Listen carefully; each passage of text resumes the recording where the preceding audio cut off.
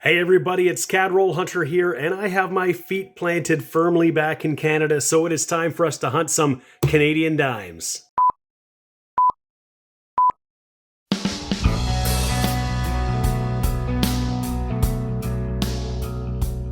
Hi everybody, it is James here, and you're watching my channel, Cad Roll Hunter, and that's right, I am back in Canada. If you saw my last video, you saw I was posting from Mexico. I did some coin roll hunting while I was on vacation, and that was lots of fun. But now that we're back in the land of the snow, it's time for us to hunt some Canadian coins again. I want to talk about this little box here that I picked up from the bank just yesterday.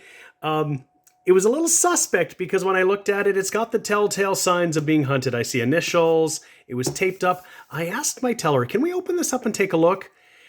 And lo and behold, what did we find when I opened it up? Watch on YouTube, GreatWhiteNortherner coin roll hunting. Oh my goodness. I actually didn't even see that at the bank. But when I looked at the dimes that were in here, they were far too orderly and they had markings on them. I was sure they'd been hunted. I didn't see that. That's so crazy. Of course, if you're not already subscribed to GreatWhiteNortherner on YouTube, you definitely should do that. He's got some great videos. He's doing a penny hunt and fill right now. I've been watching that. A lot of fun. But he obviously had been in this, and if I look, I can see that it's stamped Speedvale and Stevenson in Guelph. And I know that that's sort of in the neck of the woods where my good buddy GreatWhiteNortherner is. In any case, I asked the teller if we could swap out a bunch of these rolls for other ones she had loose. She did that, so I don't think this is going to be a bust. I think we got some good stuff, but there's probably a few rolls in here that GreatWhiteNortherner is already taking all the good stuff. But we'll find out together. Let's get into these rolls and see what we got. Right out of the gates, roll number one, we got ourselves a 1968, and it doesn't have the look of silver, but we're always going to do what we need to do to check it out and confirm that it is nickel. It's not the silver one we're looking for. And right behind it, we got some shiny 2020s in this roll. I'm still on the lookout. That's actually a beautiful looking coin. I'm still on the lookout for some of those 2021s, the colorized versions. That's something we could find. I haven't got any of those commemoratives that have come out for 2021, so that's something I'll be looking for specifically. Well, this is something I don't see every day. I've got them all lined up here to get re-rolled. I usually roll them up right after I look at them. We got 3 extra dimes, so this was overstuffed. I see, oh, make it 4. 4 extra dimes. And I see there are a bunch of rolls of the same kind of stuff here, so maybe we got a bunch of overstuffed rolls. Maybe we're going to make money on this box. Who knows?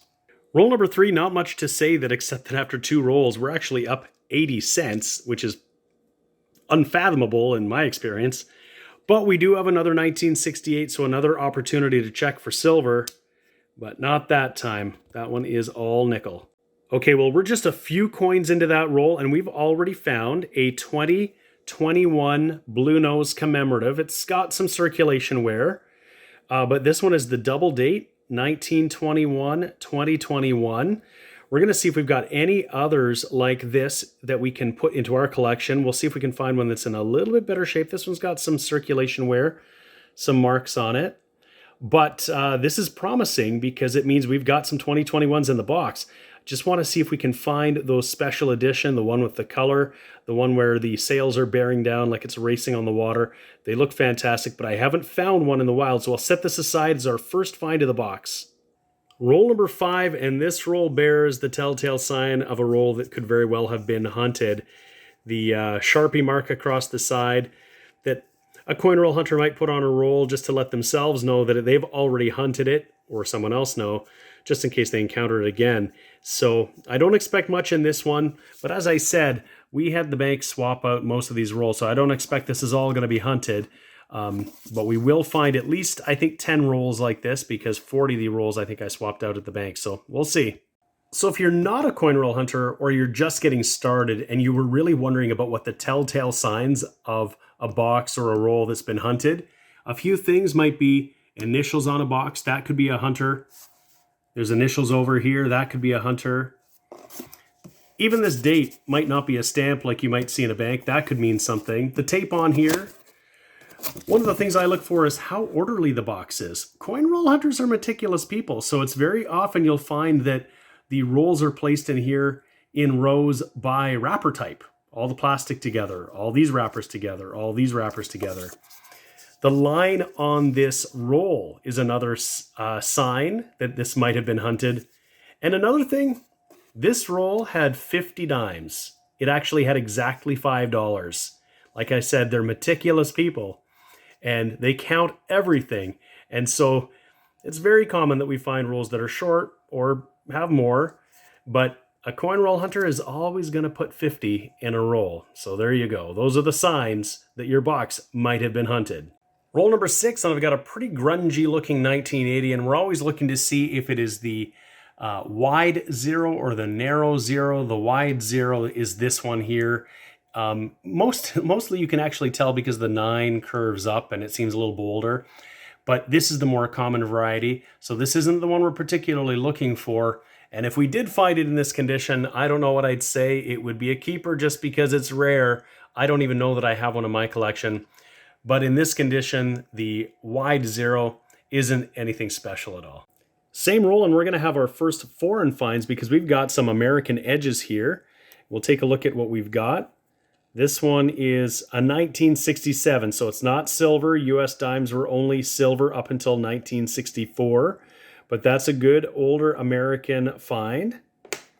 Next up, this one looks a bit newer, a 1997p, and a little bit behind that, we're going to have a 1981, and that looks like it's going to be, we'll throw it up here to see, a P as well. Roll number 7, we found our second 2021 commemorative double date. We'll keep our eyes open for those. I won't bring you in for all of them if we find a bunch, but I'll certainly pick out the best, and we'll look at that later. Same roll, I found a 1991. 1991 is an interesting year in Canadian modern coinage because pretty much everything is low mintage in 1991, particularly the quarter at only 459,000 minted. So that's the key date in modern Canadian coinage. But this 1991 dime is definitely relatively lower mintage compared to its other years. This is minted at about 50 million. And to put that in comparison, other years had over 100, 150, 190. So this is definitely lower mintage, but this one's not in good enough condition for us to pull aside. It's pretty worn, so we're just going to toss it back. If we found one in excellent condition, of course, I'd probably set it aside for sure. Roll 9 is going to give us another American. This time it is a 1998p. Same roll a little further back, we have another American. It's a 1983 from Denver. And when I first looked at it, I thought maybe it was an older silver coin just with the finish on it and the condition, but it's an 83 Denver. And we got ourselves a pretty nice looking 1989. That one is in pretty nice condition. For its age, they don't normally look this good, that's for sure. So we'll set that aside as a good little find in this roll. Roll number 14, and it's pretty slow going. We just got ourselves another US dime. This time, it is a 2005 out of Philadelphia. Let's flip that over and get a look at the reverse. And it's got some gunk on it. Not great. It's going to go back, of course. But we got more to hunt, so I'm hoping this box might heat up, even despite the fact that some of these rolls have been hunted for sure. Roll number 15, and we're going to have ourselves a legitimate find here because we've got ourselves a foreign edge. Right by my thumb, you can see the reading is not necessarily as spaced out as our Canadian coins. So we'll take a quick peek and see what that is. Okay, so we're going to take a look and see what we've got here. It is right here, and this is one that does not look familiar to me.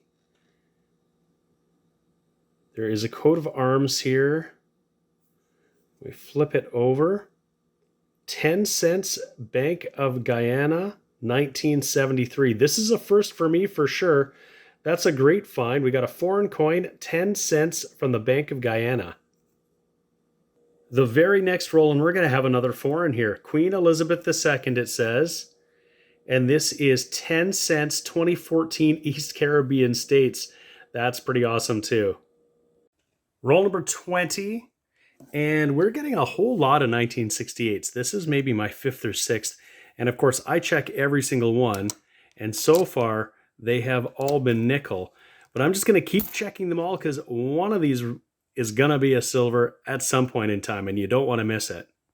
Same roll, and after finding two more 1968s, both nickel in that roll, I got a beautiful looking 2001. This one is just in gorgeous shape, so I'm going to set that one aside. Roll 21 and another US find. This one's a 2012 out of Denver. Roll number 22, and I just flipped it over, and look what we have got here. This is the first one I have found, a commemorative colorized 2021 Bluenose dime. It is in great condition, got a little bit of a scratch. Oh, I'm hoping we're going to find some more. That's awesome. This is the first one I have found. I haven't had the pleasure of finding one yet. It's got a fingerprint on it. Someone has touched it. That's not mine, but this box might have a few more surprises in here, hopefully. Roll 26, we got another American. This is probably maybe our 8th or 9th so far. It's just a pretty worn 2015P, but it's another find for the board. Roll 27, I'm just pulling up a first 1969 of the hunt, and it's a pretty beat up 1969, and it's the small date. This is the standard one, really small numbers. What we're looking for is a ultra low mint, large date. It's more block letters like the 1968, and I'll show you the difference here. I always have my handy dandy Charlton guide here, and you can see on the left the large date, and the right is the one we have. But if you look at the price chart, that large date is 13,000 in a VF condition. In an AU, 24,000, as opposed to the small date in an MS60 being about 35 cents. And of course, in this condition, it's worth exactly 10 cents. Roll number 17, we got our first 2017 commemorative. It's 150 years of Confederation. It's the Wings of Peace. And it's in pretty good shape, but it's been circulated. We'll throw it back. We're not going to keep this one. I only keep them if they're really, really nice. This one's not quite good enough, but that's a great find anyhow. Same roll, just a few coins back, and we found ourselves a really nice 80s. This one's a 1985 in really nice condition, much nicer than we would normally see. There's the queen. You can see it's been circulated, but not very heavily at all. And same roll, continuing our trend, another 1968. This is probably our 10th or 12th in the box, all nickel so far, which is really unusual for me to get so many. I usually get a few. So that one is nickel as well. And we still have almost 20 rolls to go, so it's just really kind of crazy that we're finding so many 1968s. And it makes me think there could be something a shade older and a shade more silver. That would be awesome. Roll number 34, and we got another exciting find. This is our very first, my very first, 2021 commemorative Bluenose non-colorized version of the dime. I'll throw this under the scope so we can get a better look at this guy. This one is just a beautiful coin. Okay, there we can see it in all its detail. You see 1921, 2021, the double date. The Bluenose schooner, obviously racing. And just look at the waves, the detail in the water here. It's just really, really nice. This is the first one I've ever found. So we got the colorized and the non-colorized. Today we've got the other double date. The only one I don't have, there's a fourth version. It's a standard 2021 Bluenose with the single date. Who knows if we've got that in this box, but we have got a great group of finds in here. I'm really happy to have found those. We might find some more. And have a peek here at just what I see, just peeking out behind this 2016. We got our second colorized Bluenose commemorative. That's really great. So we can look for the best one to put in my collection. I'm probably going to keep all of these because these are definitely low mintage and they're highly collectible, really gorgeous coins, and you can see the waves there. I'll put this one under the scope too so we can get a closer look at that color. Okay, it actually doesn't show very well on here under the lights and the magnification. You can see where the color enamel is applied, and but when you look at it from afar, you can see the lighter and darker blue. Same roll a little further back, and we got another non-colorized. This one looks to be in pristine, perfect shape, so we might have found a winner for my collection here. That's a really beautiful looking coin. Roll number 35, and we found ourselves a really nice looking 1988. That is in great condition. Same roll, and we got ourselves a 1979 that is in much better shape than we would normally see. That one is actually very, very nice. And again, same roll, another 1988 in great condition. Roll 37, we got a pretty worn looking American here, so we'll flip this over and see what this is. That's a 1967. That's our oldest US dime so far. and our 12th of the hunt. And I saw another edge back here. Yeah, look, we got another of the non-color 2021s. That's really great. These are minted at just 9 million. The colorized version is minted at 6 million, and that's just a gorgeous coin. Same roll, just a couple back, we got another one. So I'm hoping there might be a bunch in here. That would be just great. And the very next coin is that standard Bluenose with the double date. So we might be into some more new coins in this roll. Same roll, and we got ourselves obverse facing Queen Elizabeth II diadem portrait. And I just need to see what this is. That is a really beautiful 1989. That is in fantastic condition. We're going to keep that for sure. And just a little further back, look what we've got here. Back to back, colorized and non-colorized. Roll number 40, I thought I'd just bring you in to see the other double date commemorative we can find in Canadian dimes. This is the 1992. It's commemorating 125 years of Confederation, and it's very similar to the new one we have, but there's the old effigy of the Queen, of course. Roll number 41, and we found ourselves another gem, a beautiful 1979. We'll flip it over. A little bit of scratching by the Queen's face. It's been circulated, but it is in gorgeous shape for a coin that we usually see in pretty rough condition. Roll number 48, I found another couple of these double date 2021s. I don't have any reliable mintage figures on this that I can find just yet, so I'm probably going to hold on to all of them until I find out how rare or not rare these are. So I'll just tube them up. And of course, if it seems that they're very, very common, I might not keep them all, but it won't harm me at all to hold on to these. Roll number 50, last roll of the hunt. And of course, I always do an edge check, obviously looking for silver. And it looks like we're going to be shut out for this one. I can see we've got an American edge with the copper on there. We'll see what that is. If there's anything else in the roll, I'll let you know. Otherwise, we'll do a wrap up and see how we did. Okay, we'll see what our American is. It's going to be a clad one. Just a 2010p. And again, we'll see if there's anything else in here. Well, that box has been hunted, and even though we had to endure some of Great White Northerner's sloppy seconds, maybe about 10 rolls in here, we did get some great finds. And again, by the way, go check out Great White Northerner's channel. He does lots of great Canadian coin roll hunts, and subscribe absolutely. But here's what we got anyway. We got some foreigns to begin with. We got 16 US dimes, the oldest being that 1967, nothing in silver. We got a couple of really interesting foreigns. We got this 10 cents from 1973 Bank of Guyana, and that 2014 East Caribbean States 10 cents. Interestingly, another coin with a sailboat on it, so that's interesting. We got some really nice Canadians here. We got a couple of really good 79s and 85. We got a couple of really nice 88s, a couple of really nice 89s, a nice 2001, pardon me, and a Wings of Peace 2017 that was worth keeping. I pulled out a bunch of 2020s that were in really great shape, just the best of them. We found a lot of 2020s just to check and see if it's an improvement over anything I found in the past. But the stars of our show, of course, were finding those brand new 2021 Bluenose commemoratives. We got 3 of the colorized version. Those are low mint, only 6 million. We got 10 of the 2021 Bluenose commemorative with under sale without the color. And those are only minted at 9 million. And we got 12 of the double date, the standard design. We didn't find any of the single date 2021s. I'm not sure if those are just in sets or if they're out in circulation. I don't have any of those yet. And so we found lots of great stuff. I really appreciate you watching. If you liked the video, please give it a like.